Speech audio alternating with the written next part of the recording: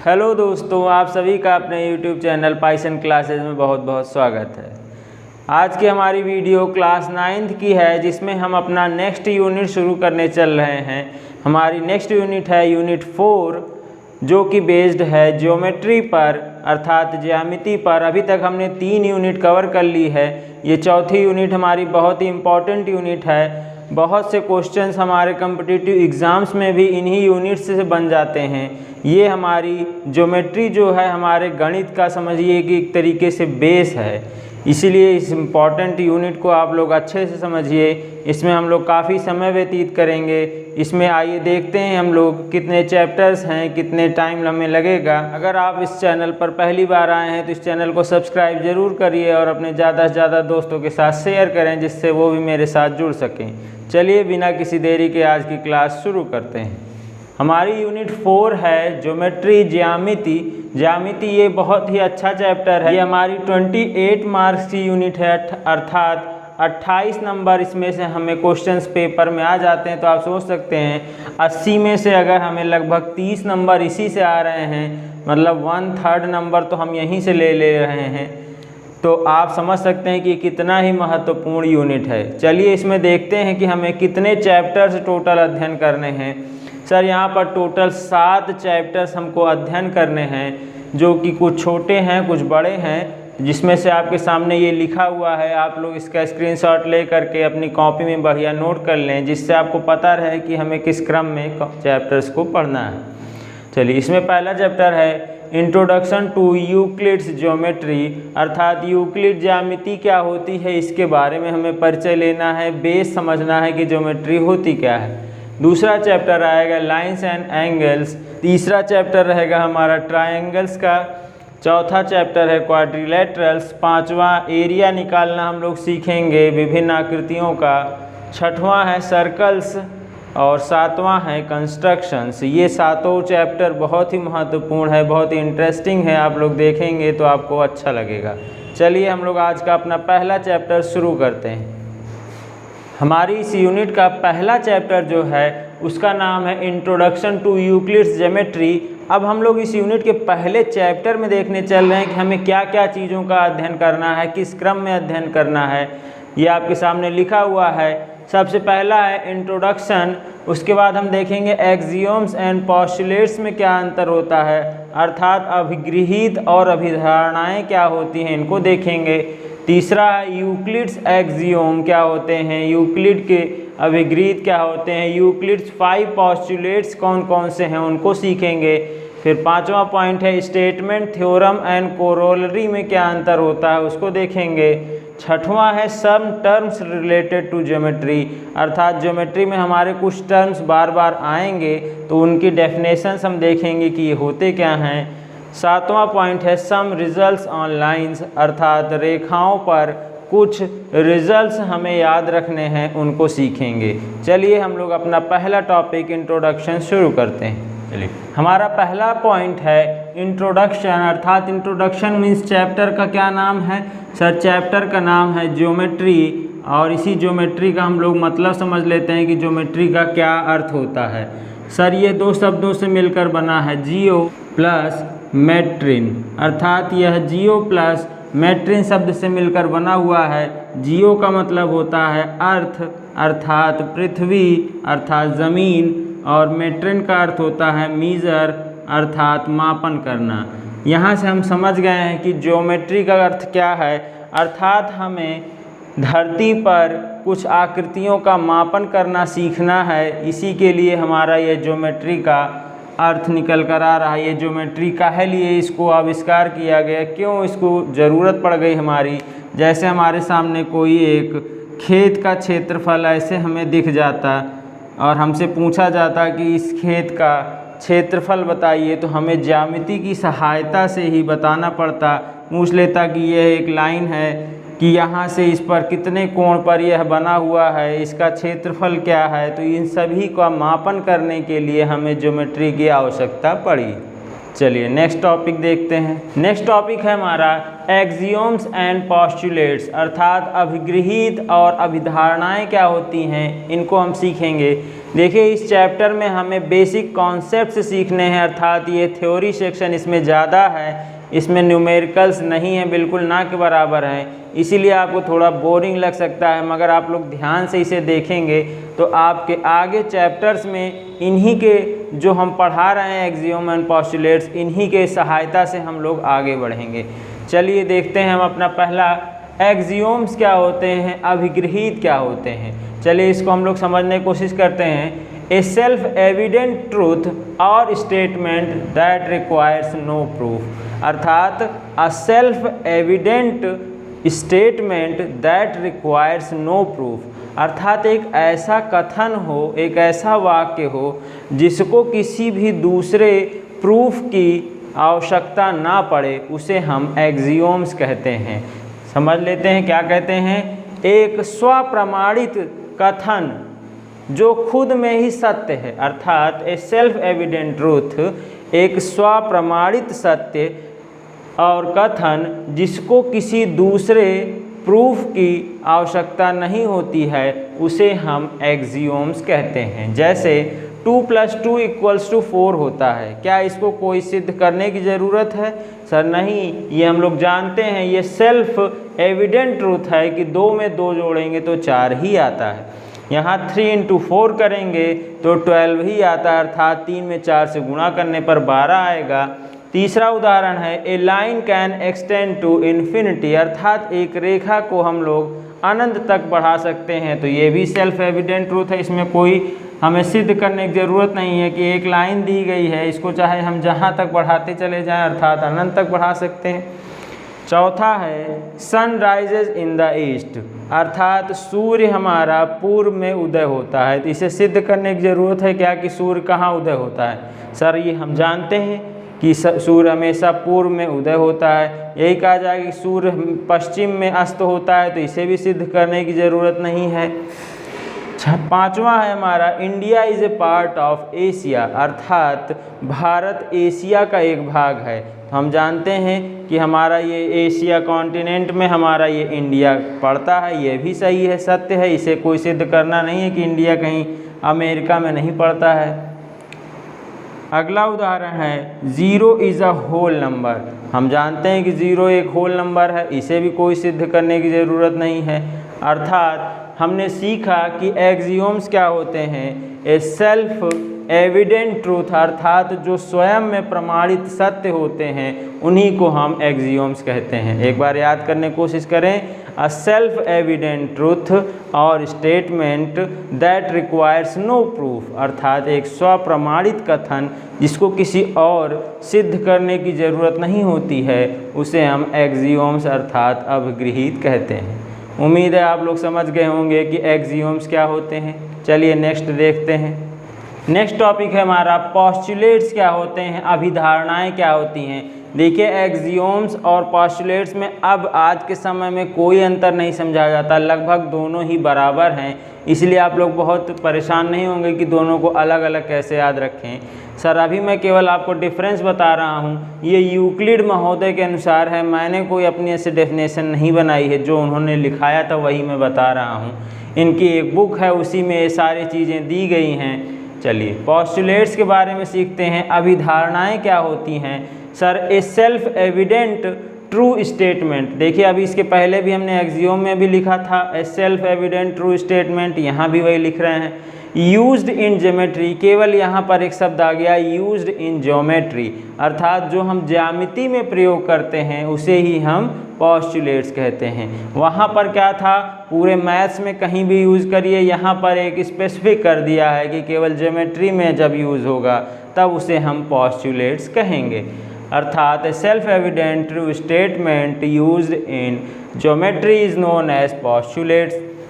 और क्या कह सकते हैं, a postulate is an idea, postulate क्या है, एक आइडिया है, एक विचार है, दैट इज सजेस्टेड, जो हमें सुझाव देता है, to be the basis of a theory, अर्थात कोई हम थ्योरी सिद्धांत को बनाते हैं तो उसका क्या करता है, हमें एक आधार प्रदान करता है।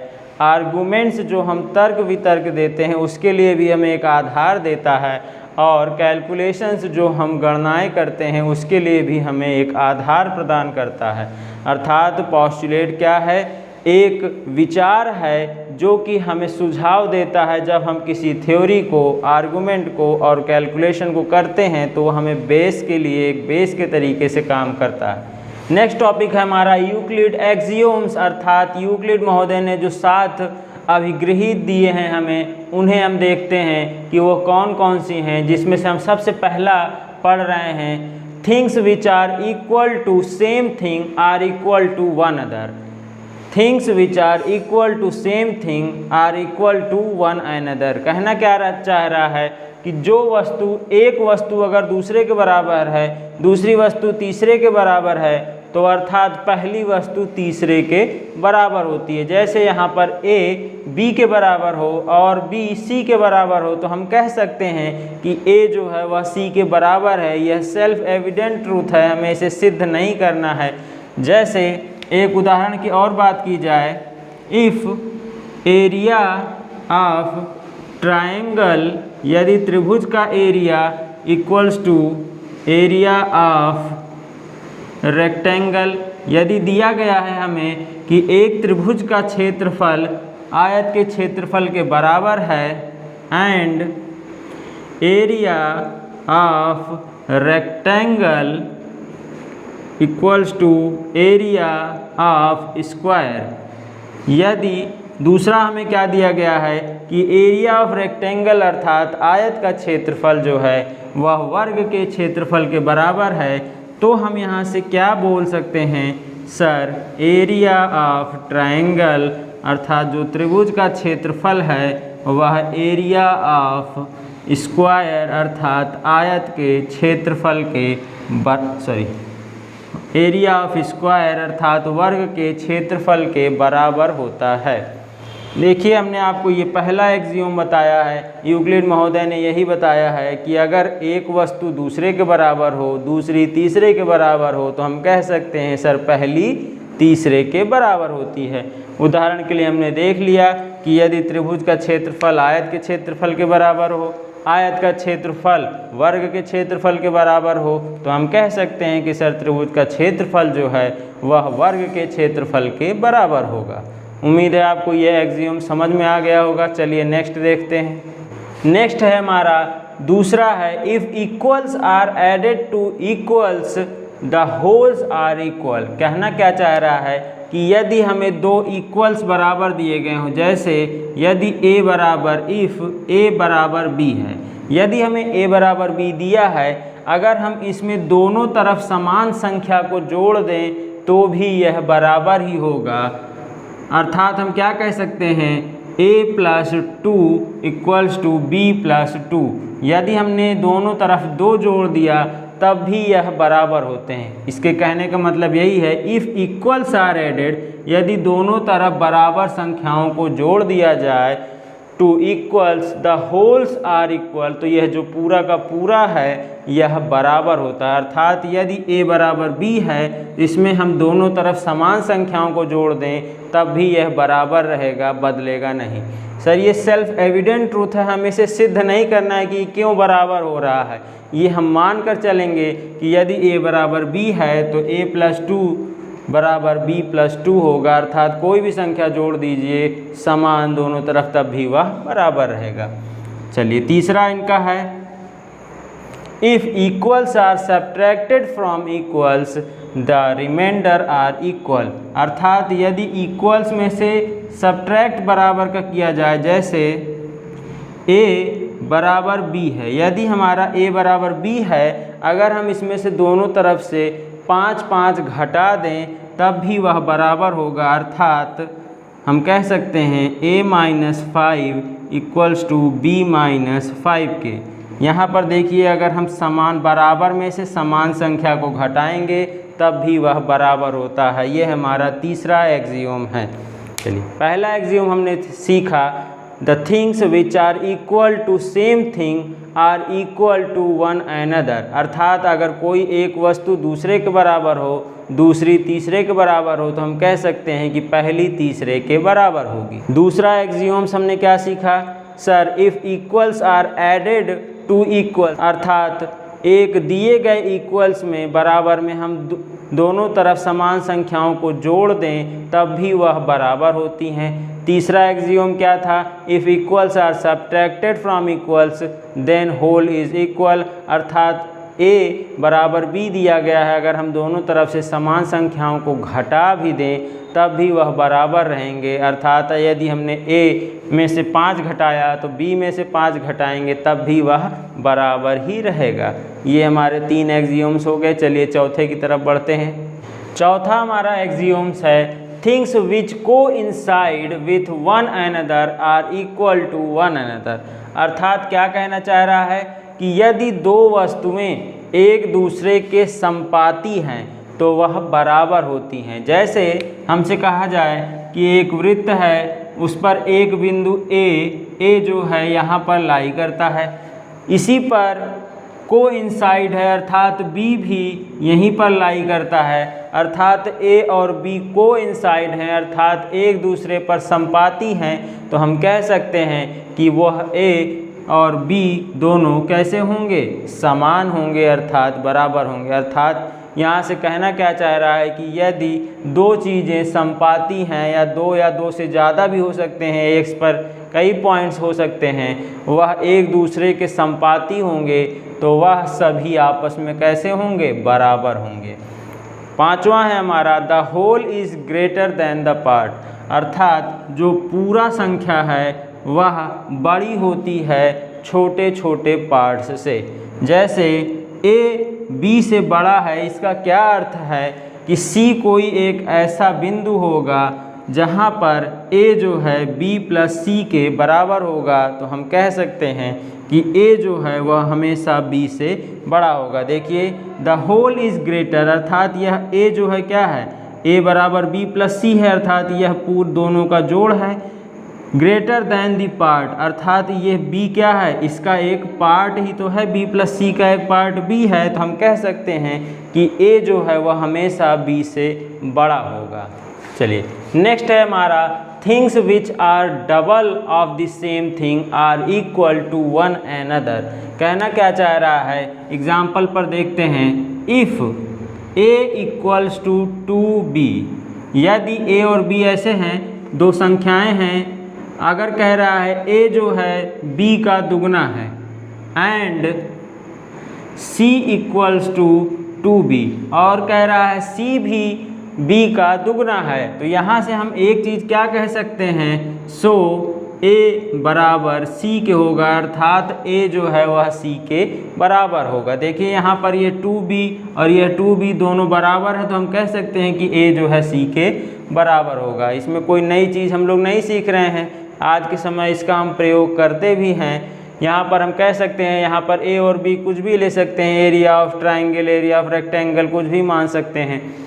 कहने का क्या मतलब है कि छठवां point things which are double of the same thing are equal to one another, अगर कोई वस्तु किसी दूसरी वस्तु के दुगने के बराबर है और तीसरी भी उस दूसरे के दुगने के बराबर है तो वह दोनों आपस में बराबर होंगी।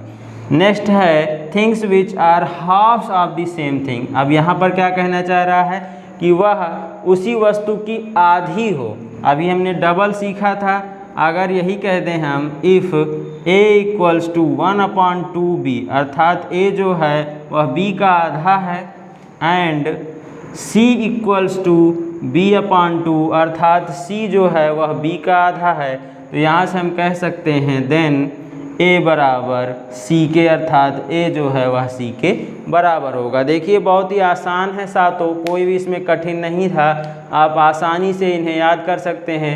डेली मैथमेटिक्स में इनका हम आजकल प्रयोग करते हैं, इसीलिए हमें इसे याद करने में कोई कठिनाई नहीं होनी चाहिए।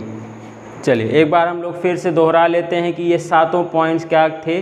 चलिए पहला पॉइंट है things which are equal to same thing are equal to one another, अर्थात यदि a बराबर b है एंड b बराबर c है तो हम कह सकते हैं सर a जो है वह c के बराबर होगा। दूसरा पॉइंट आता है if equals are added to one another then whole are equal, अर्थात यदि a बराबर b है अगर हम दोनों तरफ समान संख्याओं को जोड़ दें तो वह भी बराबर होगा। अर्थात मान लेते हैं कि हमने दोनों तरफ 2 जोड़ा तो a+2 = b+2 के बराबर होगा। तीसरा पॉइंट है हमारा, if equal are subtracted from equals then whole are equal. यदि a बराबर b दिया है और उसमें से हम दोनों में से समान संख्या को घटा दें, मान लेते हैं हमने 1 घटा दिया, तो a-1 = b-1 के बराबर होता है। चौथा पॉइंट है हमारा, things which are coincide with one another are equal to one another. अर्थात हम कह सकते हैं कि यदि 2 वस्तुएं या 2 से ज़्यादा चीज़ें एक दूसरे पर कोइंसाइड हैं, संपाती हैं, तो वह सभी आपस में कैसी होंगी? बराबर होंगी। पांचवा पॉइंट है हमारा, the whole is greater than the part. अर्थात जो पूर्ण होता है वह कुछ अंश से हमेशा बड़ा होता है। जैसे हम कह दें कि a is greater then b है, तो हम कह सकते हैं कि c कोई एक ऐसा पॉइंट होगा जहां पर a बराबर b + c के होगा।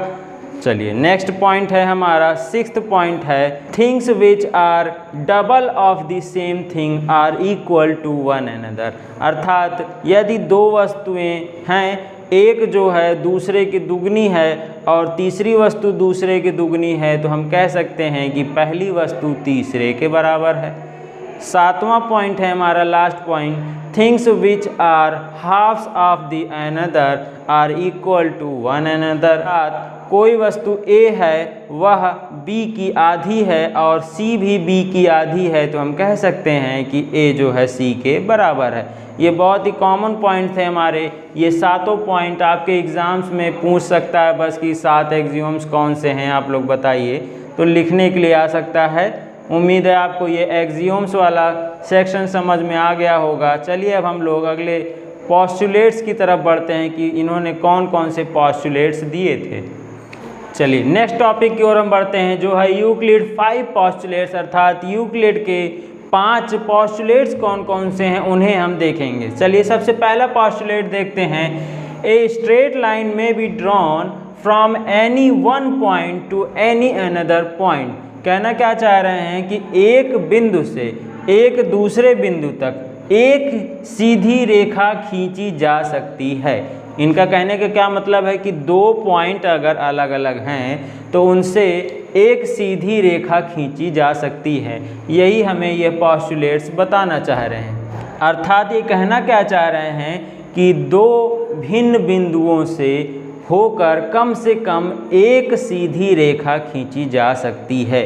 ये कहना यही चाह रहे हैं कि कम से कम 2 पॉइंट अगर हमें दिए गए हैं अलग अलग, तो उन दोनों पॉइंट्स से होकर कम से कम मिनिमम एक सीधी रेखा तो खींची ही जा सकती है। दिए हुए 2 भिन्न बिंदुओं से होकर एक अद्वितीय रेखा खींची जा सकती है। चलिए देखते हैं, हमें P और Q 2 पॉइंट्स दिए गए हैं, तो हम इस पर एक सीधी रेखा खींचें। अगर इन दोनों को मिलाते हुए तो हम कह सकते हैं कि कम से कम एक सीधी रेखा तो हम खींच ही सकते हैं। क्या इस पर और कोई सीधी रेखा जा सकती है? सर यहाँ पर देखें तो इस पॉइंट पर ये अगर कोई रेखा हम खींचेंगे तो इधर जाएगी, ये इधर जाएगी। इसी तरीके से यहाँ की बात करें तो इधर जाएगी, इधर जाएगी। अर्थात एक सीधी रेखा हमारी यही कम से कम 2 पॉइंट से होकर खींच सकते हैं। आगे का हमें नहीं पता है, इन्होंने केवल यही बताया है कि अगर हमें 2 पॉइंट्स दिए गए हैं तो उनसे कम से कम हम एक सीधी रेखा खींच सकते हैं। चलिए सेकेंड पोस्टुलेट है हमारा, a terminated line can be produced indefinitely. अर्थात एक शांत रेखा को अनिश्चित रूप से बढ़ाया जा सकता है।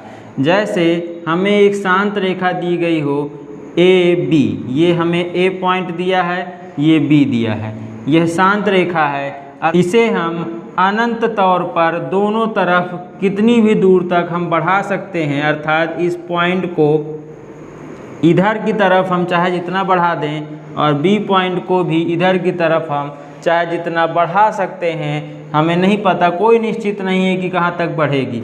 अर्थात इस ए और बी को हम क्या कह सकते हैं, ए बी जो है वह कहलाता है रेखा खंड। अर्थात हमारा ए बी क्या कहलाएगा, रेखा का खंड है। और यह रेखा जो है वो इंडेफिनिटली कहाँ तक जाएगी हमें नहीं पता। थर्ड पॉस्टुलेट है हमारा, a circle can be drawn with any centre any radius, अर्थात कोई भी हमें केंद्र दिया गया हो, ये मान लेते हैं सेंटर है, अब इस सेंटर से हम अलग अलग रेडियस के बहुत से वृत्त खींच सकते हैं। देखिए इस सेंटर को मान करके हम बहुत से चाहे जितने वृत्त यहाँ से बना सकते हैं, सबकी रेडियस क्या होगी, अलग अलग होगी। अर्थात ये क्या कहना चाह रहे हैं कि किसी सेंटर से अलग अलग रेडियस के बहुत सारे वृत्त खींचे जा सकते हैं।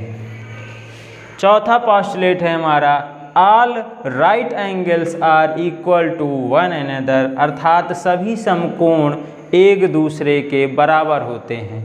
राइट एंगल्स माने समकोण, जैसे मान लेते हैं कोण ए जो है हमारा 90 डिग्री है, अर्थात यह समकोण है, एंड कोण बी भी 90 डिग्री है अर्थात समकोण है, तो हम कह सकते हैं यहाँ से देन कोण ए जो है वह कोण बी के बराबर होगा। कहने का इनका मतलब यही था कि यदि दो कोण समकोण हैं तो वह दोनों आपस में बराबर होते हैं। उम्मीद है आपको ये 4 पॉस्टुलेट्स समझ में आ गए होंगे। देखिए पॉस्टुलेट्स के लिए डेफिनेशन मैंने पहले ही बताया था कि ये सेल्फ प्रूवन स्टेटमेंट हैं, अर्थात इनको सिद्ध नहीं किया गया, इनको बता दिया गया कि हाँ यही सत्य है। चलिए नेक्स्ट पॉस्टुलेट की हम लोग बढ़ते हैं। चलिए हमारा 5th पॉस्टुलेट जो है इसको हम लोग लिख चुके होंगे। अब हम लोग इसको लाइंस को ड्रॉ करके देखते हैं कि ये क्या कहना चाह रहा है। Sir if a straight line falling on 2 straight lines, अर्थात 2 स्ट्रेट लाइंस हैं हमारी, मान लेते हैं एक ये स्ट्रेट लाइन है सी डी और ए बी, ये 2 स्ट्रेट लाइंस हैं सी डी और ए बी, ठीक है। अब तीसरी स्ट्रेट लाइन जो है इस पर गिर रही है, अर्थात इसको कट कर रही है, तो ये हम तीसरी स्ट्रेट लाइन ड्रॉ कर देते हैं। इसको नाम दे देते हैं हम लोग ई और एफ। देखिए 2 स्ट्रेट लाइंस हमें दी गई थी सी डी और ए बी, और ई एफ एक तीसरी स्ट्रेट लाइन है जो इसे कट कर रही है। फिर क्या कह रहा है, straight line makes the interior angles on the same side of it, अर्थात जो इसके एक ही तरफ के कोण बन रहे हैं, ये कोण जी है, ये कोण एच है, अर्थात ये दोनों सेम साइड बन रहे हैं। टेकन टुगेदर, क्या कह रहा है कि इन दोनों को अगर साथ में लिया जाए, कोण जी प्लस कोण H less than 180 degree, less than 2 right angles, अर्थात 2 राइट एंगल्स से छोटा होगा, देन अगर ये सेटिस्फाई करेगा, अर्थात इन दोनों इंटीरियर एंगल्स का सम लेस देन 180 डिग्री होगा, तब क्या होगा, the 2 straight lines if produced indefinitely, अर्थात इन 2 स्ट्रेट लाइंस को हम अनंत तक बढ़ाएंगे, अनिश्चित तौर तक बढ़ाएंगे, किस तरफ, ऑन द सेम साइड, अर्थात जिस तरफ ये कोण बन रहा है उसी तरफ आगे बढ़ाइए। तो इसको हम आगे बढ़ाते हैं और इस वाली लाइन को भी आगे बढ़ाते हैं, तो यह दोनों एक पॉइंट पर कट करेंगी। कह रहा है then the 2 straight lines if produced indefinitely meet on the same side, अर्थात इसी साइड पर यह दोनों आपस में मिलेंगी, on which sum of angles is less than 2 right angles, अर्थात जब इन दोनों का सम 2 राइट एंगल्स से कम होगा तब इन 2 लाइंस को अगर हम इंडेफिनेटली बढ़ाएंगे तो वो एक दूसरे को कट जरूर करेंगी। उम्मीद है आपको इनका पॉस्टुलेट 5th पॉस्टुलेट समझ में आ गया होगा। नहीं समझ में आया तो एक बार हम लोग फिर समझते हैं। कह रहा है यदि 2 स्ट्रेट लाइंस हैं, ए बी और सी डी 2 स्ट्रेट लाइंस हैं, अगर इन्हें तीसरी एक straight line E F cut करती है तो जो इनके इंटीरियर एंगल्स होते हैं, अर्थात सेम साइड वाले कोण को हम आंतरिक कोण बोलते हैं, इनका सम अगर हमने इन दोनों को जोड़ा और अगर इसका मान 180 डिग्री से कम आ रहा है तो यह निश्चित है कि यह दोनों लाइंस को जब हम इन दोनों कोण जिस तरफ बने हैं इसकी तरफ आगे बढ़ाएंगे तो निश्चित तौर पर यह दोनों एक दूसरे को कट करेंगी। इनके कहने का मतलब यही है कि अगर आंतरिक कोणों का योग 180 डिग्री से कम होगा तो इन दो लाइंस को जब आपस में बढ़ाएंगे तो यह दोनों एक दूसरे को कट करेंगी। उम्मीद है आपको ये पोस्टुलेट समझ में आ गया होगा। चलिए आगे बढ़ते हैं हम लोग। चलिए, इसमें एक इम्पॉर्टेंट रिजल्ट है हमारा, इसको नोट कर लेंगे। ये क्या है? टू डिस्टिंक्ट इंटरसेक्टिंग लाइंस, अर्थात दो अलग अलग प्रतिच्छेदी रेखाएं। जैसे एक रेखा अगर ये है AB और दूसरी रेखा है CD, अगर यह दोनों इंटरसेक्ट कर रही हैं एक दूसरे को तो यह दोनों कभी भी एक दूसरे के समांतर नहीं हो सकती हैं। जैसे AB और CD एक दूसरे को पॉइंट E पर इंटरसेक्ट कर रही हैं तो हम कह सकते हैं कि सर AB CD के कभी भी पैरेलल नहीं हो सकता, अर्थात AB does not parallel to CD। ये पॉइंट हमारा इम्पॉर्टेंट है कि two distinct intersecting lines can not be parallel to the same line. यहाँ पर हम देख करके भी बता सकते हैं कि यह दोनों लाइन किसी भी लाइन के पैरेलल नहीं है। अभी तक हमने इसमें 4 पॉइंट कवर कर लिए थे। आज हमारा 5वां पॉइंट है स्टेटमेंट, थ्योरम्स एंड कोरोलरी। ये 3 चीज़ें हमें सीखनी हैं कि ये क्या होते हैं। ये हमारे इंट्रोडक्शन टू यूक्लिड्स का मतलब ही यही है कि जो आगे हम ज्योमेट्री पढ़ेंगे वहाँ बार बार स्टेटमेंट, थ्योरम्स और कोरोलरी आएंगे, तो इन्हें हम क्या कहते हैं इसे समझ लेते हैं। चलिए, सबसे पहले स्टेटमेंट्स क्या होते हैं, कथन क्या होते हैं। A sentence which can be judged to be true और false is called a statement, अर्थात कोई भी वाक्य जिसे हम सत्य है या असत्य है उसे हम जज कर सकें, निर्णय ले सकें कि नहीं ये सत्य है ये असत्य है, तो इस प्रकार के वाक्य को हम कथन कहते हैं। जैसे उदाहरण के लिए देखते हैं, the sum of angles of a triangle is 180 degree, अर्थात एक त्रिभुज के सभी कोणों का योग 180 अंश होता है। अब यह एक वाक्य है, इसमें हम जज कर सकते हैं कि यह ट्रू है कि फॉल्स है। हमारे पूर्व ज्ञान के आधार पर हम बता सकते हैं कि हाँ सर एक त्रिभुज होता है, जैसे ये एक त्रिभुज है, इसके सभी कोणों का अगर योग किया जाए तो ये 180 डिग्री ही आता है, अर्थात यह ट्रू है। यहाँ पर हम क्या कह रहे हैं, ट्रू और फॉल्स यहाँ पर हम बता सकते हैं कि हाँ सर या तो ये ट्रू है या तो ये फॉल्स है। इस प्रकार के वाक्य को हम स्टेटमेंट कहते हैं। दूसरा उदाहरण है, the sum of angles of a quadrilateral is 180 degree, अर्थात एक चतुर्भुज के सभी कोणों का योग 180 अंश होता है। क्या ऐसा होता है? एक आयत भी तो एक चतुर्भुज है, इसके सभी कोणों का योग देखते हैं क्या है, ये 90 है, ये 90 है, ये 90 और ये 90, अर्थात 90-90 मिलकर 360 होगा। यहाँ पर कह रहा है ये 180 है, तो हम कह सकते हैं यह फॉल्स स्टेटमेंट है। अर्थात कोई भी वाक्य को जब हम ट्रू है या फॉल्स है ये जज कर सकते हैं तो हम कह सकते हैं कि वह एक स्टेटमेंट है। चलिए, तीसरा उदाहरण हमने लिखा है, x + 10 is greater than 15 is a sentence. देखिए यहाँ पर x + 10 बड़ा है 15 से, यह एक वाक्य है, बट नॉट अ स्टेटमेंट, यह कथन नहीं है। क्यों नहीं है? क्योंकि यहाँ पर हम जज नहीं कर सकते हैं कि यह ट्रू है कि फॉल्स है। x की किस वैल्यू के लिए यह 15 सही है, हो सकता है कुछ वैल्यूज़ जब हम रखें तो यह कथन हमारा सत्य है कि असत्य है, हम इसे नहीं कह सकते हैं। जैसे ही हमने x बराबर मान लीजिए 15 रख दिया तो 15 × 10 = 25 जो है 15 से बड़ा है। अगर मान लेते हैं x बराबर 2 रख देते हैं तो 10 और 2 मिलके 12, 15 से बड़ा है, तो यह तो गलत हो जाएगा। अर्थात यहाँ पर हम बता नहीं सकते हैं कि यह ट्रू स्टेटमेंट है कि फॉल्स है, अर्थात यह एक सेंटेंस तो है मगर स्टेटमेंट नहीं है। चलिए, स्टेटमेंट हम लोग समझ गए क्या होते हैं। A sentence which can be judged to be true और फॉल्स इज कॉल्ड स्टेटमेंट्स। चलिए नेक्स्ट आते हैं, थ्योरम्स पर आते हैं। प्रमेय किसे कहते हैं? ए statement that requires a proof is called a theorem. अर्थात एक कथन जिसे हमें सिद्ध करने की आवश्यकता होती है उसे हम प्रमेय कहते हैं। ठीक, अभी हमने सीखा कि स्टेटमेंट क्या है, कि जिसे हम ट्रू और फॉल्स कह सकते हैं। पहली बात तो हम कह पाएँ कि हाँ यह ट्रू है या फॉल्स है। अगर ट्रू है तो हमें उसे सिद्ध कर सकते हैं, तो उसी को हम थ्योरम कहते हैं। अर्थात वह कथन जिसे सिद्ध करने की ज़रूरत पड़ती है उसे हम प्रमेय कहते हैं।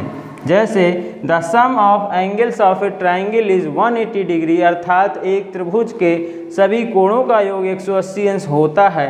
यह कथन सत्य तो है, मगर हमें इसे सिद्ध करने की भी ज़रूरत है। दूसरा है the sum of the angles of around a point is 360 degree, अर्थात एक बिंदु के चारों तरफ जो कोण बनता है यह 360 अंश होता है। यह हमें पता है, इसे सिद्ध करने की ज़रूरत है। अर्थात यह एक ट्रू स्टेटमेंट है, ये दोनों ट्रू हैं, इसे सिद्ध करने की ज़रूरत है। अर्थात यह क्या कहलाएगी? यह एक प्रमेय कहलाएगी। अर्थात जो हमने लिखा कि एक त्रिभुज के सभी कोणों का योग 180 अंश होता है, तो यह एक प्रमेय कहलाती है।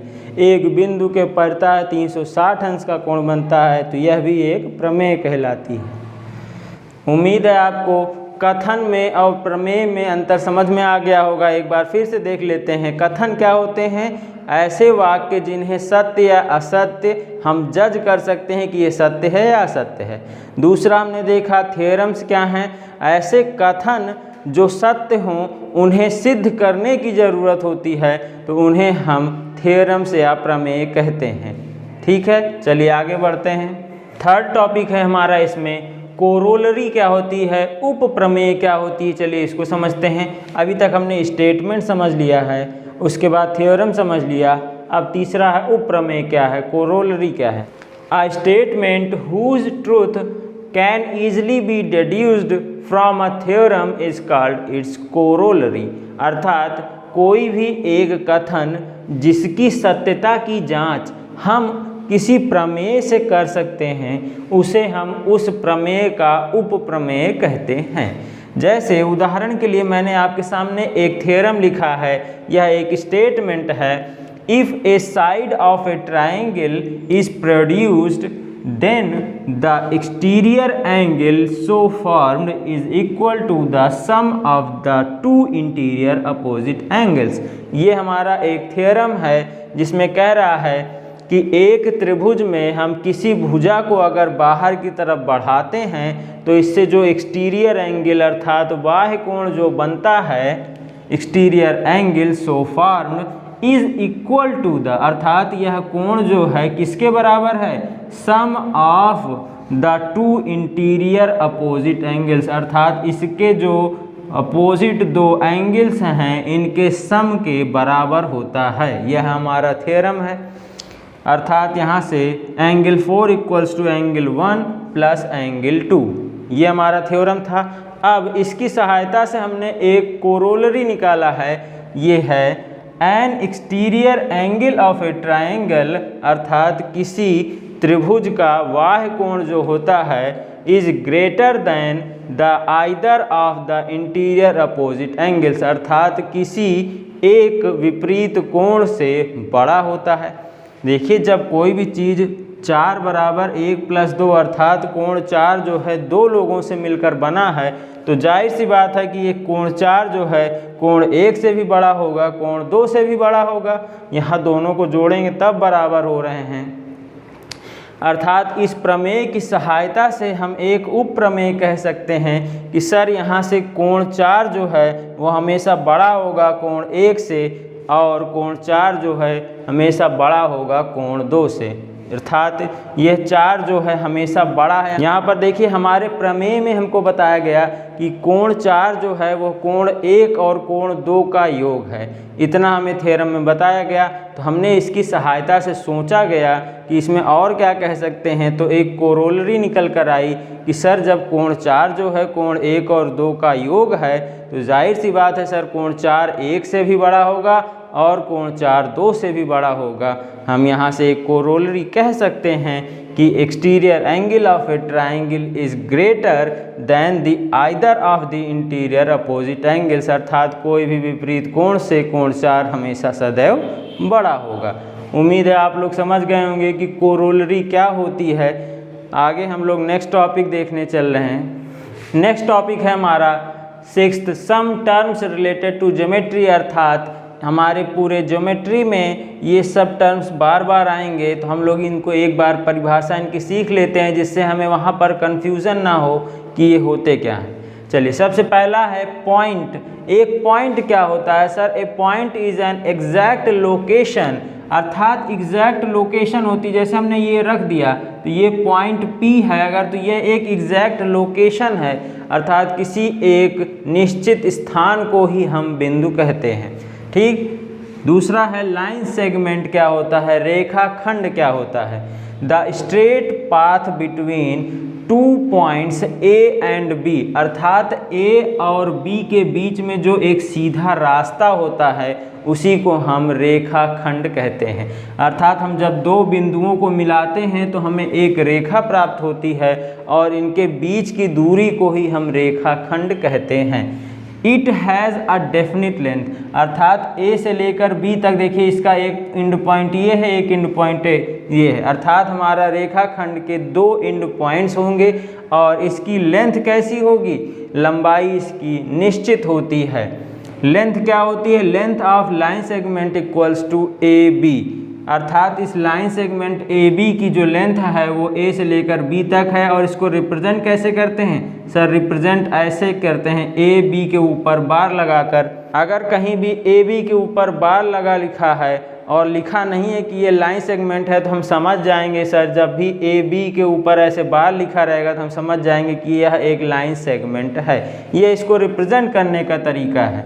नेक्स्ट पॉइंट इसमें है सर, AB बार जो है, अर्थात लाइन सेगमेंट AB जो है वो लाइन सेगमेंट BA के बराबर होती है। अर्थात चाहे हम यहाँ से यहाँ नापें और चाहे यहाँ से यहाँ नापें तो लेंथ वही आएगी, अर्थात लाइन सेगमेंट AB जो है वह BA के बराबर होती है। हमने इसमें देख लिए ये इम्पॉर्टेंट पॉइंट्स हैं हमारे लाइन सेगमेंट के बारे में। हमने सीख लिया कि लाइन सेगमेंट क्या होता है।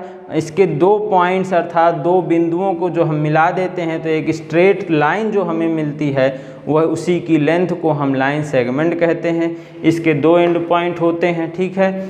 इसको रिप्रेजेंट करते हैं, AB है उसके ऊपर बार लगा करके, इसका एक डेफिनेट लेंथ होता है। AB बार जो है BA बार के बराबर होता है। ये सब इम्पॉर्टेंट क्वेश्चंस ही हैं आपके बुक में, आप लोग इसे ध्यान से देखते रहिए। तीसरा पॉइंट है हमारा रे या किरण किसे कहते हैं सर? ए लाइन सेगमेंट AB, अर्थात ये जो AB अभी हमने लाइन सेगमेंट बनाया था उसको जब हम इंडेफिनिटली एक छोर पर अनंत की ओर बढ़ा दें, चाहे यहाँ पर मैंने B से बढ़ाया है, आप A से भी बढ़ा दें, तो ये दोनों तरफ नहीं बढ़ेगा। किसी भी एक छोर को हम लें और उसको अनंत तक बढ़ा दें तब वह हमारा रे कहलाता है। जैसे यहाँ पर हमने A और B, हमारा ये लाइन सेगमेंट था, हमने B पॉइंट को इधर की तरफ राइट हैंड साइड की तरफ एक्सटेंड कर दिया, तब यह एक रे कहलाएगी। इस रे का नाम है AB। देखिए यहाँ पर क्या अंतर है? यहाँ AB के ऊपर बार है और यहाँ AB के ऊपर एरो का निशान है, अर्थात ये बता रहा है कि हमारी रे की डायरेक्शन जो है A से लेकर B तक है, अर्थात A से B की ओर है और B से आगे की ओर बढ़ती जा रही है।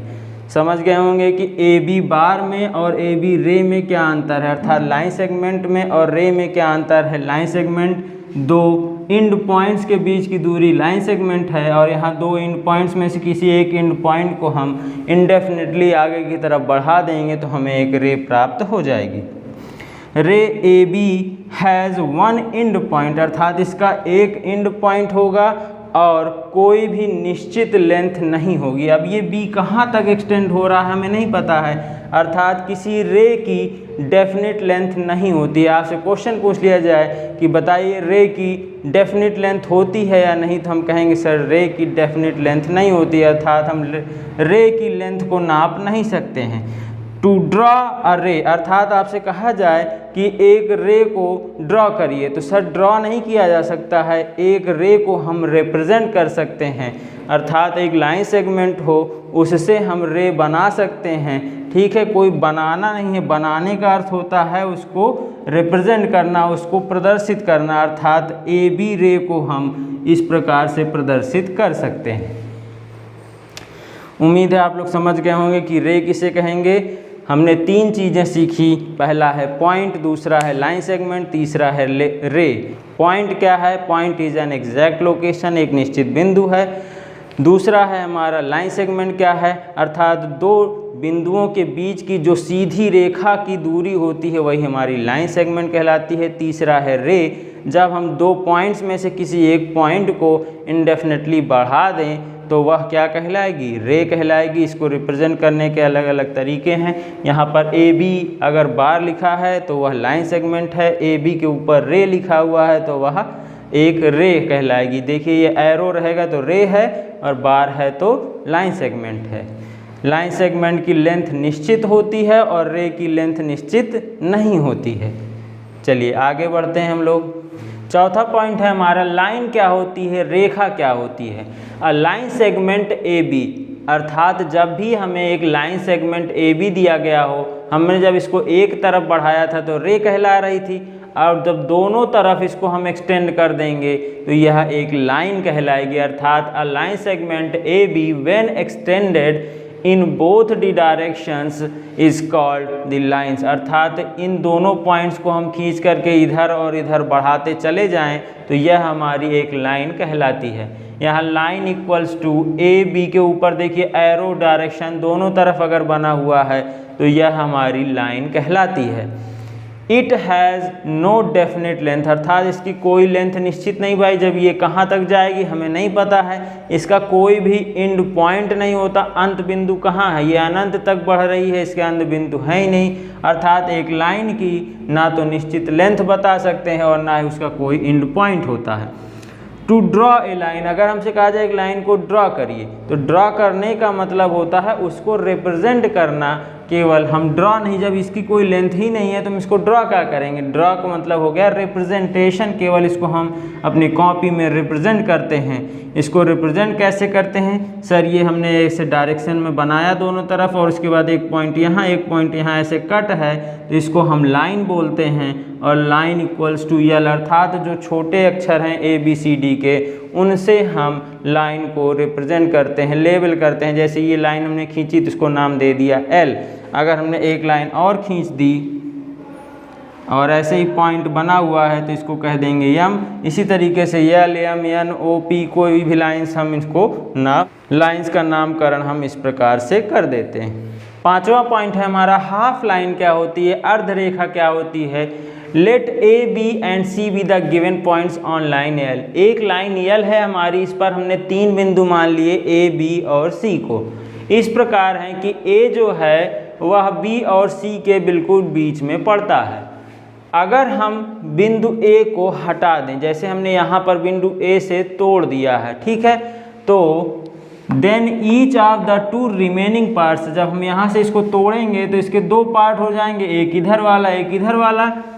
तो जो इसका इधर लेफ्ट हैंड साइड वाला पार्ट है उसका नाम है यहाँ ए बी, अर्थात ये हाफ लाइन ये वाली है और हाफ लाइन दूसरी राइट हैंड साइड वाली ये है। इसको हम हाफ लाइन्स अर्थात आधी लाइन अर्धरेखा कहते हैं।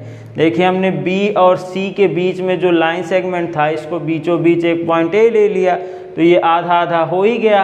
अब यहाँ से लेकर इधर की तरफ ये हाफ लाइन हो गई और इधर की तरफ ये दूसरी ए से सी हाफ लाइन हो गई, अर्थात ये ए से बी हाफ लाइन है, ये ए से सी हाफ लाइन है।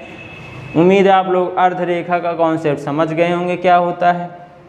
6th पॉइंट है हमारा इंसिडेंस एक्सियोम्स ऑन लाइन्स, अर्थात हमारे रेखा पर आधारित कुछ हम लोग एक्सियोम्स देखेंगे। सर पहला है a line contains infinitely many points, अर्थात एक रेखा पर, जैसे हमने एक रेखा ये खींच दी यल, इस पर हम लोग कह सकते हैं सर अनंत बिंदु होते हैं, यहाँ भी यहाँ भी यहाँ भी यहाँ भी यहाँ भी, अर्थात इस लाइन पर इनफाइनाइटली मैनी पॉइंट्स होते हैं। अर्थात हम ये पहला पॉइंट कह सकते हैं कि किसी भी रेखा पर अनंत बिंदु होते हैं। दूसरा पॉइंट है through a given point infinitely many lines can be drawn. अर्थात एक दिए गए बिंदु से, जैसे हमें एक बिंदु P दे दिया गया है, अब यहाँ से हम बहुत सी रेखाएं खींच सकते हैं। अर्थात यहाँ से हमें कहा जाए तो हम इधर की तरफ खींच दें, ऐसे एक रेखा यहाँ से, एक रेखा यहाँ से। अर्थात इस बिंदु से हो करके हम इनफाइनाइटली मैनी लाइंस को खींच सकते हैं। तीसरा पॉइंट है one and only one line can be drawn to pass through two given points A और B। जैसे हमें A और B ये हमने आपको 2 पॉइंट दे दिए, अब इन 2 दिए गए बिंदुओं से केवल और केवल एक ही रेखा खींची जा सकती है। अर्थात इनको हमने जब सीध में मिलाया तो और कोई भी रेखा इनसे नहीं खींची जा सकती है। आप लोग कह सकते हैं कि 2 दिए गए बिंदुओं से केवल एक ही सरल रेखा संभव है। यहाँ पर देख रहे हैं और कोई रेखा आप खींचेंगे तो यह थोड़ा दूर इससे जाएगी, अर्थात इन 2 बिंदुओं से होकर के नहीं जा सकती। ये 3 हमारे एक्सियोम्स हैं लाइंस के ऊपर आधारित। अर्थात रेखाओं पर हमने 3 बिंदुओं को सीखा कि एक रेखा पर जो है बहुत सारे बिंदु हो सकते हैं, ठीक है। दूसरा पॉइंट है हमने एक पॉइंट से, अर्थात एक बिंदु से हम लोग अनंत रेखाएं खींच सकते हैं। तीसरा पॉइंट है हमारा 2 दिए गए बिंदुओं से केवल और केवल एक ही रेखा खींची जा सकती है। उम्मीद है आपको ये तीनों पॉइंट समझ में आ गए होंगे। चलिए नेक्स्ट देखते हैं। नेक्स्ट पॉइंट है हमारा कोलिनियर पॉइंट्स, अर्थात संरेखीय बिंदु क्या होते हैं। देखिए 3 और मोर देन 3 पॉइंट्स, अर्थात 3 या 3 से ज़्यादा बिंदु are said to be collinear, संरेखी कहलाते हैं if there is a line which contains them all. जब यदि एक रेखा हो और वह तीनों बिंदु उसी रेखा पर हों तो हम कहेंगे कि सर यह संरेखी बिंदु हैं। ठीक है, उम्मीद है ये पॉइंट समझ गए होंगे। कोलिनियर पॉइंट्स क्या होते हैं, अर्थात 3 या 3 से ज़्यादा बिंदु जब किसी एक रेखा पर पड़े तो हम उन्हें संरेखीय अर्थात उसी रेखा पर पड़ने वाले बिंदु कहते हैं, अर्थात कोलिनियर पॉइंट्स कहते हैं। जैसे हमारी एक रेखा L है, इस पर 3 बिंदु A, B और C तीनों इसी रेखा पर पड़ते हैं तो हम कह सकते हैं sir A, B, C are collinear points. Next है हमारा इंटरसेक्टिंग लाइंस क्या होती हैं, प्रतिच्छेदी रेखाएं क्या होती हैं। 2 lines having a common point are called intersecting lines, अर्थात 2 रेखाएं हम खींचें और उनका एक कॉमन पॉइंट निकल कर आए तब उन्हें हम प्रतिच्छेदी रेखाएं कहते हैं। अर्थात अगर 2 रेखाएं हमने खींची है और उनमें कोई भी कॉमन पॉइंट नहीं है तो हम उन्हें इंटरसेक्टिंग लाइन नहीं कहेंगे। इंटरसेक्टिंग लाइन तभी कहलाएंगी जब उन दोनों रेखाओं का एक कॉमन पॉइंट हो। जैसे यहाँ पर हमने एक रेखा L है, एक रेखा M खींची है, इन दोनों का एक कॉमन पॉइंट P है। इस कॉमन पॉइंट P को हम कहते हैं पॉइंट ऑफ इंटरसेक्शन, अर्थात प्रतिच्छेदन का बिंदु कहते हैं। उम्मीद है आप लोग प्रतिच्छेदी रेखाएं, इंटरसेक्टिंग रेखाएं समझ गए होंगे कि ये काटने वाली रेखाएं कौन सी होती हैं। भाई जब काटेंगी 2 रेखाएं तभी तो उनमें एक कॉमन पॉइंट मिलेगा, अगर कॉमन पॉइंट नहीं है तो वह इंटरसेक्टिंग लाइंस नहीं होंगी, कोई दूसरी लाइन होंगी। ठीक है, उम्मीद है आपको ये पॉइंट समझ में आ गया होगा। चलिए नेक्स्ट देखते हैं। नेक्स्ट पॉइंट है हमारा कॉन्करेंट लाइंस। ये क्या होती हैं देखते हैं। 3 और more lines intersecting at the same point are said to be concurrent, अर्थात 3 या 3 से ज़्यादा रेखाएं जब एक ही बिंदु पर मिलती हैं तो उन्हें हम कॉन्करेंट लाइंस कहते हैं। जैसे यहाँ पर हमारी 1, 2, 3, 4 अर्थात L, M, N, O रेखाएं देखिए एक बिंदु पर मिल रही है, मान लेते हैं इसको P नाम दे देते हैं, तो इन सभी रेखाओं को हम क्या कहेंगे, दीज आर कॉन्करेंट लाइंस, अर्थात L, M, N, O are concurrent lines. Concurrent lines समझ गए क्या होते हैं, अर्थात ऐसी रेखाएं, भाई 2 रेखाएं होंगी, तो जब एक पॉइंट पर मिलेंगी तो वो तो इंटरसेक्टिंग लाइंस हो जाएंगी। तो यहाँ पर क्या होना चाहिए, 3 या 3 से ज़्यादा रेखाएं जब एक बिंदु पर काटती हैं या एक ही बिंदु से होकर जाती हैं तो उसे हम उस बिंदु से हम क्या कहेंगे कि दीज आर कॉन्करेंट लाइंस। चलिए नेक्स्ट है हमारा प्लेन क्या होता है, तल क्या होता है। तल की बात करें, एक ऐसा surface such that every point of the line अर्थात रेखा का प्रत्येक point joining any 2 points on it, किसी भी 2 पॉइंट्स को जब हम मिलाएं तो वह उसी पर लाई करना चाहिए, उसी को हम क्या कहेंगे, प्लेन कहेंगे। जैसे हमारा यह वाइट बोर्ड है, तो यहाँ पर अगर हम कोई पॉइंट ले लें, 2 ए और बी हमने यहाँ पर ले लिया, तो जब भी हम इन दोनों पॉइंट्स को मिला रहे हैं तो यह इसी सरफेस पर पड़ रहा है, तो इस सरफेस को हम क्या कहेंगे, प्लेन कहेंगे। ठीक, उदाहरण के तौर पर जैसे surface of a smooth wall, अर्थात एक चिकनी दीवार ले लीजिए, उस पर 2 बिंदु ले लीजिए, उन दोनों को मिलाएंगे तो उसके प्रत्येक पॉइंट क्या हैं उसी लाइन पर पड़ेंगे, तो हम कहेंगे कि वह क्या है, एक प्लेन है। दूसरा उदाहरण surface of top of A table, जैसे हमारे घर पर एक मेज होती है, तो उस पर अगर हम 2 बिंदु ले लें और उनको मिलाएं तो उस लाइन पर प्रत्येक बिंदु कहाँ पड़ता है, उसी सरफेस पर पड़ता है, तो उस सरफेस को हम क्या कहेंगे, प्लेन कहेंगे अर्थात तल कहेंगे।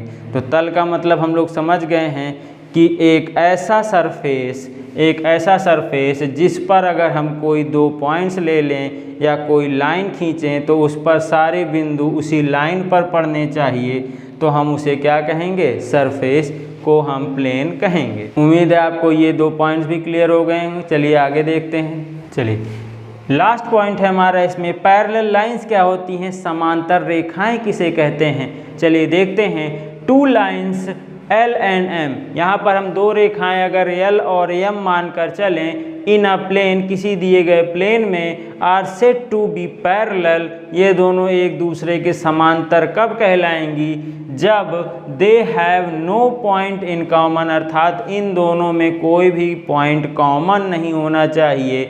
एंड वी राइट, और हम इसे कैसे लिखते हैं, रिप्रेजेंट कहते हैं यल, और 2 पैरेलल लाइन खींचेंगे यम, इसका मतलब है अर्थात यल पैरेलल टू यम। देखिए हमें आगे मैथ्स में सारे नोटेशंस मिलेंगे। रे का लिए वहाँ लिखा नहीं रहेगा कि लाइन सेगमेंट है, वहाँ पर केवल ए बी लिख कर बार लगा देगा, हमें समझना होगा कि लाइन सेगमेंट है।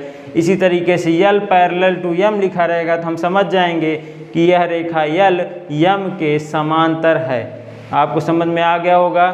दूसरा पॉइंट इसमें क्या है, डिस्टेंस बिटवीन 2 पैरेलल लाइंस, अर्थात इन दोनों पैरेलल लाइंस के बीच में चाहे जहाँ भी यहाँ पर हम 2 बिंदु ले लें तो इनके बीच की दूरी जो होती है वह हमेशा समान होती है, अर्थात 2 समांतर रेखाओं के बीच की दूरी हमेशा एक कांस्टेंट रहती है, कभी बदलती नहीं है, अर्थात वह समांतर होती हैं।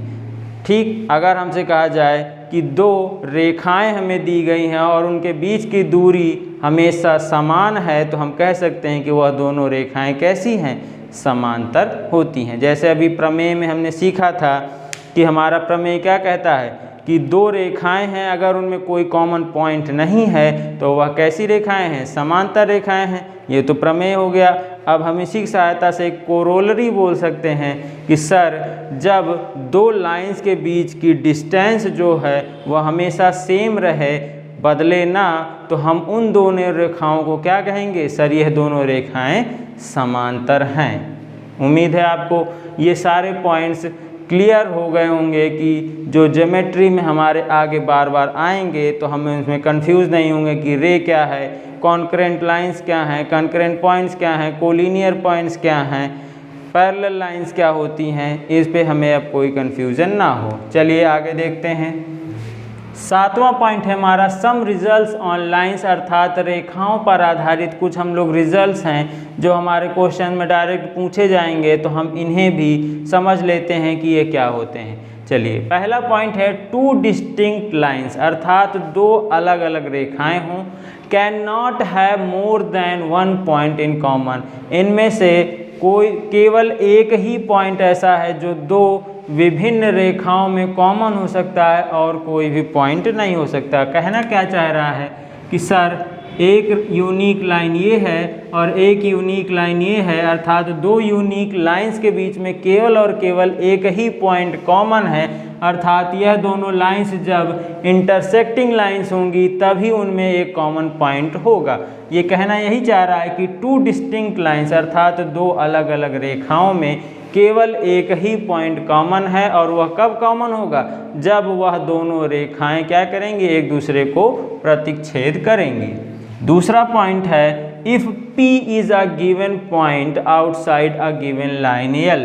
यदि हमें एक P बिंदु दिया गया है, एक लाइन दी गई है, उसके बाहर हमें एक बिंदु P दिया गया है, ठीक है, then one and only one line, अर्थात ये देखिए ये हमें एक लाइन दी गई थी, इसके बाहर एक बिंदु P दिया गया है, ठीक, only one line can be drawn to pass through P, अर्थात इस बिंदु P से होकर के केवल और केवल एक ही रेखा खींची जा सकती है और जो पैरेलल हो यल के, अर्थात जो यल के समांतर हो, इस बिंदु P से केवल एक ही रेखा ऐसी खींची जा सकती है जो इसके समांतर हो। उम्मीद है सेकंड पॉइंट भी समझ गए होंगे कि जैसे हमें कोई रेखा दी गई है, मान लेते हैं ये रेखा यल है, इसके बाहर हमें कोई पॉइंट P दिया गया है, तो कहा जा रहा है कि पॉइंट P से अर्थात इस बिंदु से इस रेखा के समांतर केवल एक ही रेखा खींची जा सकती है। इस पॉइंट P से तो अनेक रेखाएं खींची जा सकती हैं, मगर यह रेखा इसके समांतर नहीं होगी, अर्थात बिंदु P से केवल और केवल एक ही रेखा दी गई रेखा के समांतर खींची जा सकती है। उम्मीद है आपको ये पॉइंट भी क्लियर हो गया होगा। कहना क्या चाह रहा है कि अर्थात इस रेखा से बाहर अगर कोई भी जगह एक पॉइंट P दिया गया है तो उस पर केवल उस रेखा के समांतर एक ही रेखा संभव है, दूसरी कोई रेखा उस पर नहीं खींच सकते जो उसके समांतर हो। चलिए नेक्स्ट पॉइंट है हमारा the lines which are parallel to a given line are parallel, अर्थात कोई भी रेखा हमें एक रेखा के पैरेलल दी गई है तो हम कह सकते हैं कि वह दी गई तीसरी रेखा के भी समांतर है। जैसे थ्री लाइन्स यल यम और यन, तीन रेखाएं हैं हमारे पास यल यम और यन, ये हमारे पास तीन रेखाएं हैं सर, तीनों कैसी हैं, पैरेलल हैं। इस प्रकार हैं कि यल जो है यन के समांतर है, अर्थात यल जो है यन के पैरेलल है, एंड यम जो है यन के पैरेलल है, तो हम कह सकते हैं कि यल जो है यन के यम के भी समांतर होगी। जैसे हमने यूक्लिड के पहली वाली एक्सियोम में क्या देखा था कि यदि a बराबर b है और b बराबर c है तो हम कह सकते हैं कि a c के बराबर है। वही चीज़ यहाँ भी कह रहा है कि l पैरेलल टू n है, m पैरेलल टू n है, तो हम कह सकते हैं कि l जो है n के समांतर होती है, हमें दिख भी रहा है। चलिए नेक्स्ट पॉइंट हमारा if lines A B A C A D and A E are parallel to line L, अर्थात एक रेखा यल है और ये तीन ये आपको रेखाएं कह रहा है ए बी, तो A B Rekha, A C Rekha, A D रेखा, ए ई रेखा, इसके पैरेलल तभी संभव है जब यह पांचों पॉइंट क्या हों, कोलिनियर हों, अर्थात संरेखी हों, तभी हम कहेंगे कि यह लाइन जो है इसके पैरेलल है। उम्मीद है आपको ये पॉइंट समझ में आ गया होगा कि कोई भी रेखा आपको दी गई है ए B A C A D A ई, अर्थात यहाँ पर हम देख रहे हैं कि ये पॉइंट कॉमन है, तभी यह इसके पैरेलल हो सकते हैं जब यह पॉइंट्स कैसे हो, एक ही लाइन पर हो। अगर ये पॉइंट्स आगे पीछे होते तो हम नहीं कह सकते थे कि यह लाइन इसके पैरेलल है। जैसे यहाँ पर अगर हम ले लें बी पॉइंट को यहाँ ले लेते और यहाँ से ऐसे लाइन खींचे तो क्या यह इसके पैरेलल है, नहीं है, अर्थात इसको पैरेलल होने के लिए एक लाइन में अर्थात कोलिनियर होना पड़ेगा। अगला सवाल है इन द एडजॉइनिंग फिगर, आपको एक फिगर बगल में दिया गया है, इसमें आपसे ये चार चीज़ें पूछ रहा है, आपको बताना है। आप लोग फिगर को बना लीजिए और अपने आप से इन चारों उत्तरों को लिखने की कोशिश करिए, देखिए सही से लिख पा रहे हैं कि नहीं। चलिए यहाँ पर हमें पहला प्रश्न 5 लाइन सेगमेंट्स। लाइन सेगमेंट्स क्या होते हैं, आपको मैंने बताया था कि कोई लाइन दिए हो, लाइन सेगमेंट का मतलब होता है ये 2 एंड पॉइंट हो, अर्थात ए और बी इसके 2 एंड पॉइंट होने चाहिए, जहाँ पर उसे हम लाइन सेगमेंट कहते हैं। उसे रिप्रेजेंट कैसे करते हैं सर, ए बी के ऊपर केवल बार लगा करके हम लाइन सेगमेंट को रिप्रेजेंट करते हैं। यहाँ हमसे 5 लाइन सेगमेंट पूछ रहा है, तो हम लाइन सेगमेंट्स को ढूंढते हैं कौन कौन से हैं। सर पहला तो हमें M और N दिख रहा है, जिसके 2 एंड पॉइंट्स M और N हैं, अर्थात पहला हो गया हमारा M N। ठीक, फिर आगे बढ़ते हैं। इसके सामने ही देखिए, इसके और इसके 2 एंड पॉइंट हैं। इस लाइन, ये लाइन का एक सेगमेंट है, एक पार्ट है, अर्थात E और F। यहाँ से हम कह सकते हैं EF लाइन सेगमेंट है। इसके और आगे आते हैं तो ये देखते हैं G और H भी है, GH, ये 3 लाइन सेगमेंट हो गए। अब अगर हमसे बात करें इस लाइन पर, तो इस लाइन पर लाइन सेगमेंट की बात करें तो ये EG जो है ये भी हमारा एक लाइन सेगमेंट है। इस वाली लाइन पर अगर बात करें तो FH जो है ये भी हमारा एक लाइन सेगमेंट है। देखिए हमने 5 लाइन सेगमेंट्स ढूंढ लिए हैं। पहला है MN, दूसरा है EF, तीसरा है GH, चौथा है EG, पांचवा है FH। ये हमने 5 अपने उत्तर ढूंढ लिए। फिर आते हैं रेज पर। 4 रेज हमें बतानी है कि इसमें से 4 रेज कौन सी हैं। तो रेज मैंने आपको बताया था क्या होती हैं। रेज जो होती हैं वो अर्थात हमें किसी एक एंड पॉइंट को जब हम एक तरफ बढ़ा देते हैं, अर्थात एक तरफ तो एंड पॉइंट हो और दूसरी तरफ रे हो, उसे हम रेज कहते हैं। चलिए यहाँ पर ढूंढते हैं कि कौन कौन सी रेज हैं। यहाँ पर इस वाली लाइन पे अगर हम देखें तो सर एक रे हमें दिख रही है। अगर ये एंड पॉइंट E मान लें और ये P दूसरा पॉइंट है, और देखिए E और P के बीच में यहाँ पर ये आगे जा रही है, अर्थात रे हमारी पहली रे हो गई EP। ठीक, इसी तरीके से अगर हम यहाँ पर देखें तो GR भी एक हमारी रे है, GR हो गई। तीसरी रे की बात करें तो सर F से Q की तरफ जा रही हैं, तो FQ रे हो गई, और यहाँ से HS रे हो गई। देखिए हमने 4 रेज भी लिख लिया। क्या सर यहाँ पर केवल 4 ही रेज हैं? ऐसा नहीं है, और भी है, हमें 4 लिखना था, हमने 4 लिख लिया। अगर हम लोग बात करें तो ये G से लेकर B की तरफ जा रही है, तो GB भी तो एक रेज है। यहाँ H से D की तरफ जा रही है, तो HD भी एक रे है। इसी तरीके से हम यहाँ भी बता सकते हैं N से C की तरफ, M से A की तरफ बहुत सारी रेज हैं, तो हमें केवल 4 लिखना था, हमने 4 का नाम लिख दिया। चलिए अब हमें लाइन्स ढूंढनी है कि 4 लाइन कौन कौन सी हैं। देखिए लाइन के लिए क्या होना चाहिए, इस तरीके से एरो दोनों तरफ होना चाहिए, तभी हम उसे लाइन कहेंगे। यहाँ पर लाइंस को ढूंढें। सर एक लाइन तो AB है, और लाइन को जब भी लिखते हैं उसके ऊपर दोनों तरफ एरो लगा कर लिखते हैं।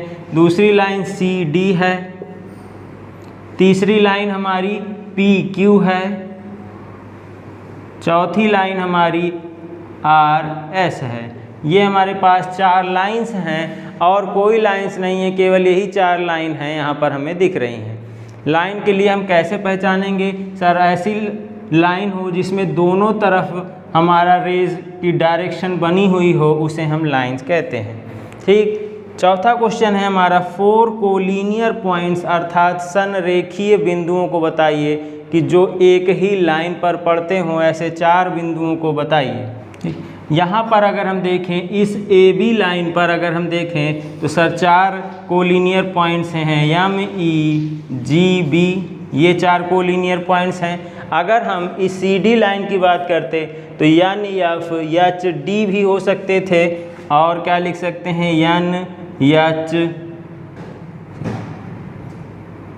NF, HD, ये भी हमारे 4 कोलिनियर पॉइंट्स हैं। ये चारों एक लाइन पर पड़ रहे हैं। अगर इस लाइन पर बात करें तो ये सर PEFQ भी हमारा चारों कोलिनियर पॉइंट्स हैं। उस वाली लाइन में बात करें तो RGHS भी हमारे 4 कोलिनियर पॉइंट्स हैं। यहीं पर हमारा ये पहला क्वेश्चन समाप्त होता है। आपको इसमें 4 चीज़ें सीखने को मिली। लाइन सेगमेंट कैसे ढूंढते हैं प्रश्नों में, 4 रेज के बारे में कैसे पता करेंगे, लाइंस कैसे पहचानेंगे, और कोलिनियर पॉइंट्स को कैसे पहचानेंगे। चलिए नेक्स्ट क्वेश्चन देखते हैं। चलिए नेक्स्ट क्वेश्चन है हमारा, in the adjoining figure name. आपको एक फिगर दिया गया है, इसमें से भी आपसे 3 प्रश्न पूछ रहा है, आपको इसके उत्तर बताने हैं। चलिए पहला पूछ रहा है 3 लाइन्स, 3 लाइन कौन कौन सी हैं इस फिगर में, आप लोग अपना आंसर बताइए। सर 3 लाइन्स, लाइन्स का मतलब ये रेज जो है जहाँ पर दिखेंगी वही लाइन होंगी। यहाँ से ये दिख रहा है ये RS लाइन है, एक AB लाइन है, एक RS है, एक PQ है, अर्थात AB लाइन है, PQ लाइन है, RS लाइन है। ये 3 लाइन्स के नाम हो गए। फिर 1 रेक्टिलिनियर फिगर आपको बताना है कि एक ऐसा फिगर बताइए जो 4 पॉइंट्स को मिला करके बन रहा हो। तो यहाँ पर हम देख रहे हैं EFGC, अगर इन 4 पॉइंट्स को मिला दिया जा रहा है तो हमें एक फिगर बनकर निकल कर आ रहा है। तो यहाँ हम कह सकते हैं EFGC जो है ये हमारा रेक्टिलिनियर फिगर है। तीसरा है 4 कॉन्करेंट पॉइंट्स, अर्थात एक ही लाइन पर पड़ने वाले पॉइंट्स को बताना है। यहाँ से हम कह सकते हैं सर आंसर में ये देखिए इस वाली लाइन पर 4 पॉइंट हैं AEFB, अर्थात ये चारों पॉइंट्स कैसे हैं B, ये चारों पॉइंट्स कॉन्करेंट पॉइंट कहलाते हैं।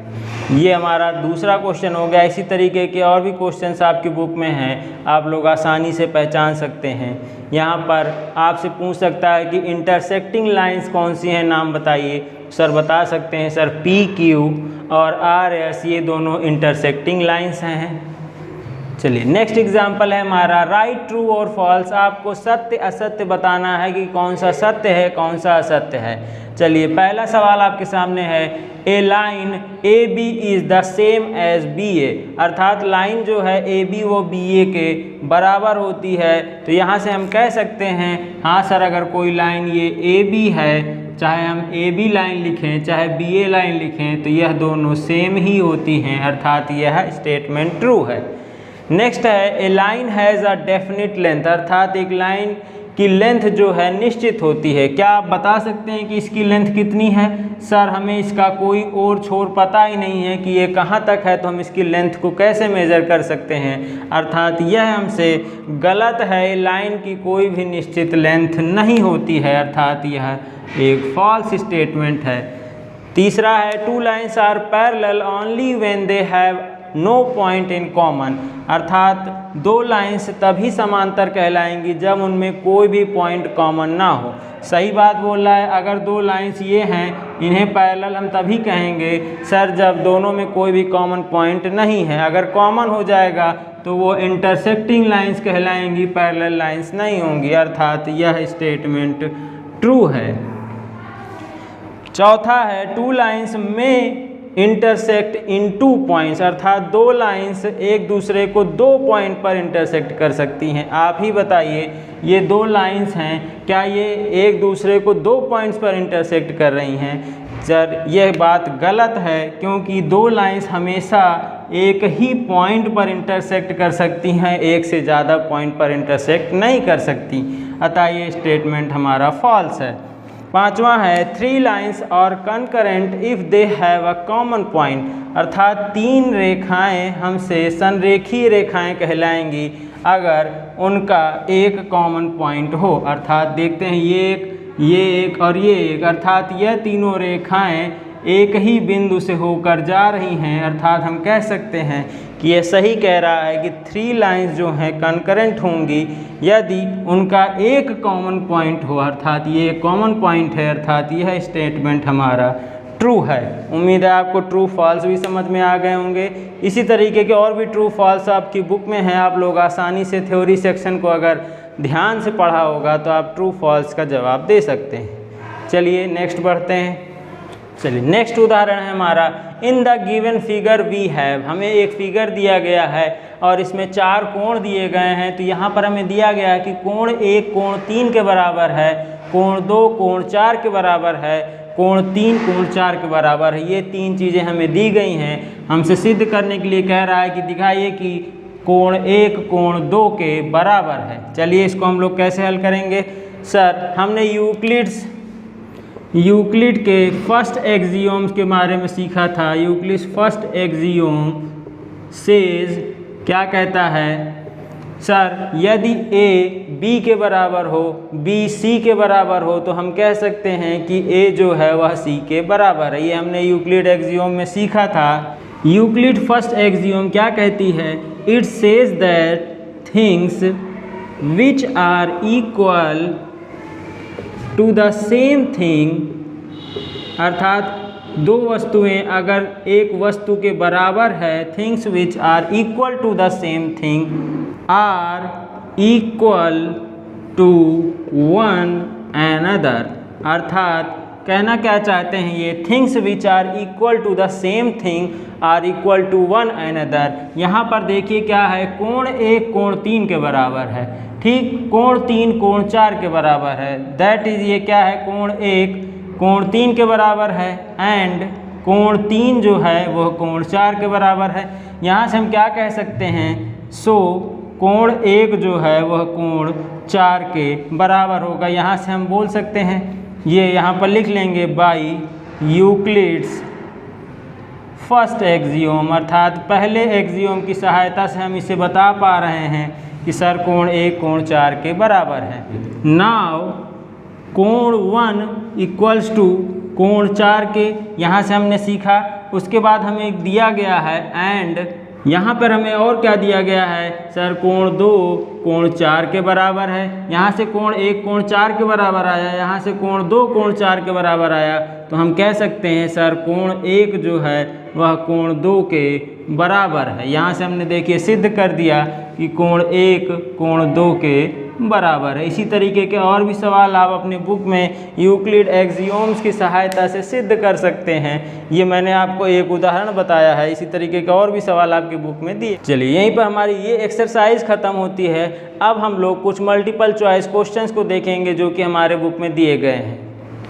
चलिए आइए हम लोग कुछ मल्टीपल चॉइस क्वेश्चंस को हल करते हैं, बहुविकल्पी प्रश्नों को देखते हैं कि इनके उत्तर क्या होंगे। चलिए पहला सवाल है आपके सामने, which of the following needs a proof, अर्थात इनमें से किसको सिद्ध करने की ज़रूरत होती है। चलिए हम लोग ने एक्सियोम्स बताया था कि यह सेल्फ प्रूवन स्टेटमेंट होते हैं, इन्हें सिद्ध करने की कोई ज़रूरत नहीं होती है। पॉस्टुलेट्स भी सेल्फ प्रूवन स्टेटमेंट है, इन्हें भी सिद्ध नहीं किया जाता है। डेफिनेशन तो बताई जाती है, इसे सिद्ध नहीं किया जा सकता है। चौथा यही हमारा एक थ्योरम्स बच रहा है, अर्थात प्रमेय ही ऐसी होती हैं जिन्हें हमें सिद्ध करने की ज़रूरत होती है। हमने थ्योरम्स की डेफिनेशन में भी सीखा था कि any statement that needs a proof is called theorem, इसकी डेफिनेशन भी यही थी। चलिए दूसरा सवाल है, Euclid stated that all right angles are equal to each other in the form of. इन्होंने क्या कहा था कि सभी राइट एंगल्स जो होते हैं वह एक दूसरे के बराबर होते हैं। ये हमने कहाँ पढ़ा था, आपको याद होगा तो हमने बताया था पॉस्टुलेट्स में हमने पढ़ा था कि सर यह all right angles are equal to each other. Definition तो परिभाषा है, एक्सियोम्स में हमने इसको पढ़ा नहीं था, प्रूफ में पढ़ा नहीं था, पॉस्टुलेट्स ही था जिसमें हमने इस चीज़ को पढ़ा था। तीसरा है, a pyramid is a solid figure whose base is, अर्थात एक पिरामिड बताइए उसका बेस कैसा होता है। सर ये पिरामिड जो है इसका बेस जो होता है वह पॉलीगन होता है, अर्थात एनी पॉलीगन, यही इसका बेस का आंसर है। आप लोग इसे याद कर लेंगे कि एक सॉलिड पिरामिड का जो है बेस कैसा होगा, तो हम कहेंगे सर उसका बेस पॉलीगन होता है। ठीक, चलिए नेक्स्ट क्वेश्चन है हमारा, the number of dimension of a solid are, अर्थात एक सॉलिड में कितनी डायमेंशन होती हैं। तो हम जानते हैं सर एक सॉलिड में 3 डायमेंशन होती हैं, लंबाई, चौड़ाई और ऊंचाई, अर्थात हम कह सकते हैं सर इसमें 3 डायमेंशन वाला ऑप्शन सही है। How many dimension does a point है। अब नेक्स्ट क्वेश्चन में आपसे कह रहा है कि एक बिंदु अगर केवल एक पॉइंट रख दिया जाए तो इसके कितने डायमेंशन हो सकते हैं। सर हम जानते हैं कि एक पॉइंट के कोई भी डायमेंशन नहीं होता है, अर्थात इसके डायमेंशन 0 होंगे। छठवां क्वेश्चन है, बाउंड्रीज ऑफ सॉलिड्स आर, अर्थात सॉलिड्स की एक ठोस की बाउंड्रीज को हम क्या कहते हैं। तो सर हम जानते हैं सॉलिड्स की बाउंड्रीज को हम सरफेसेस कहते हैं, अर्थात सतह बोलते हैं। इसी तरीके से आपसे पूछ लिया जाए बाउंड्रीज ऑफ सरफेसेस, अर्थात सरफेसेस की बाउंड्रीज को क्या कहते हैं, तो हम उसे सर कर्व्स बोलते हैं। ठीक, ये आपका नेक्स्ट क्वेश्चन भी बन सकता है कि बाउंड्रीज ऑफ सरफेसेस आर, तो हम बताएंगे सर उसको कर्व्स बोलते हैं। ठीक, नेक्स्ट क्वेश्चन है हमारा 7वां, एक्सियोम्स आर एज्यूम्ड, अर्थात एक्सियोम्स को हमने क्या माना है। जब हमने थ्योरी आपको पढ़ाया था तो बताया था एक्सियोम्स क्या होते हैं। सर डेफिनेशन, परिभाषा नहीं होती है, थ्योरम्स नहीं होते हैं। थ्योरम्स अर्थात उन्हें प्रूफ करने की ज़रूरत होती है। हमने आपको बताया था कि एक्सियोम्स क्या होते हैं, वह सेल्फ प्रूवन स्टेटमेंट होते हैं, इन्हें सिद्ध करने की ज़रूरत नहीं होती है। तीसरा ऑप्शन है universal truth specific to geometry, अर्थात केवल ज्योमेट्री पर ही यह लागू होता है यूनिवर्सल ट्रूथ। सर नहीं, हमने आपको बताया था कि केवल ज्योमेट्री पर लागू होने वाले को हम लोग पोस्टुलेट्स बोलते हैं, और जो पूरे मैथमेटिक्स में यूनिवर्सल ट्रूथ होता है उसे हम एक्सियोम्स बोलते हैं। हमारा डी ऑप्शन सही है। नेक्स्ट क्वेश्चन है हमारा, which of the following is a true statement. आपको 4 कथन दिए गए हैं, बताना है इनमें से कौन सा सत्य है। चलिए, पहला है the floor and a wall of a room are parallel planes, अर्थात एक कमरे की फर्श और दीवार जो है वह एक दूसरे के समांतर होती हैं। तो आप खुद ही बताइए कि कमरे की फर्श कहाँ होगी, नीचे होगी, और दीवार इधर होगी, तो ये दोनों एक दूसरे के समांतर तो नहीं हैं, अर्थात यह गलत है। दूसरा है the ceiling and wall of a room, अर्थात जो छत है ये सीलिंग है हमारी, and wall of a room अर्थात ये वॉल है, तो क्या ये दोनों एक दूसरे के पैरेलल हैं। सर नहीं, the floor and the ceiling of a room are parallel planes, अर्थात ये हमारी फ्लोर है नीचे और सीलिंग है, ये दोनों एक दूसरे अर्थात छत और फर्श जो है एक दूसरे के समांतर होती हैं। तो सर यही कथन सही है, हाँ छत और फर्श यही एक दूसरे के समांतर होती हैं। चौथा, two adjacent wall of a room are parallel, अर्थात दो दीवारें जो होती हैं वह एक दूसरे के पैरेलल होती हैं, तो नहीं, यह भी गलत है। ठीक, चलिए नेक्स्ट क्वेश्चन है, a point C is said to lie between the points A and B, अर्थात एक पॉइंट सी है वह ए और बी के बीच में तब पड़ेगा जब, पहला कह रहा है ए सी बराबर सी बी हो, अर्थात ए और सी बराबर हों। देखिए जैसे हमारे पास ये ए बी है, ठीक, इस पर पॉइंट सी इसके बीच में तब पड़ेगा, मान लेते हैं कि यहाँ पर पॉइंट सी है, ठीक। अब यहाँ पर ए सी बराबर सी बी हो, तो यह कोई ज़रूरी नहीं है कि ए सी बराबर सी बी होगा तब वह पॉइंट उसके बीच में पड़ेगा। हो सकता है वो पॉइंट यहाँ हो, यहाँ से ये मान लेते हैं सी यहाँ होगा, तो ए सी और सी बी यहाँ से भी तो बराबर हो सकते हैं, ठीक। ये हमारा गलत है। A C plus C B equals to A B, अर्थात A C plus C B को जोड़ने पर वह ए बी के बराबर आए, ये भी ज़रूरी नहीं है। यहाँ से भी तो हो सकता है कि इसको और इसको जोड़ें तो ये ए बी के बराबर आए, ये वाला भी हमारा गलत है। तीसरा है point A C and B are collinear, अर्थात पॉइंट कैसे होने चाहिए, ए सी और बी एक संरेख में होने चाहिए, तभी हम कहेंगे कि वह पॉइंट सी उसके बीच में लाई करेगा, अर्थात सी ऑप्शन सही है। नेक्स्ट क्वेश्चन है हमारा, Euclid which axiom illustrates the statement that when x plus y equal to 15 then x plus y plus z equals to 15 plus z. आपसे कह रहा है कि इनमें से कौन सी एक्सियोम यूक्लिड की बताती है कि जब x प्लस वाई बराबर 15 हो और x plus y plus z बराबर 15 प्लस जेड के हो, ये कौन सी एक्सियोम आपको बताती है। चलिए, हमने पढ़ा था कि सर फर्स्ट एक्सियोम में क्या था, फर्स्ट एक्सियोम में था a बराबर b हो एंड b बराबर c हो, तो हम कहते थे a जो है वह c के बराबर है। तो ये फर्स्ट वाले से तो मिल नहीं रहा है यहाँ पर। चलिए, सेकंड वाले में हमने क्या पढ़ा था कि यदि समान चीज़ें दोनों तरफ जोड़ दी जाए तो भी उनमें कोई फ़र्क नहीं पड़ता है।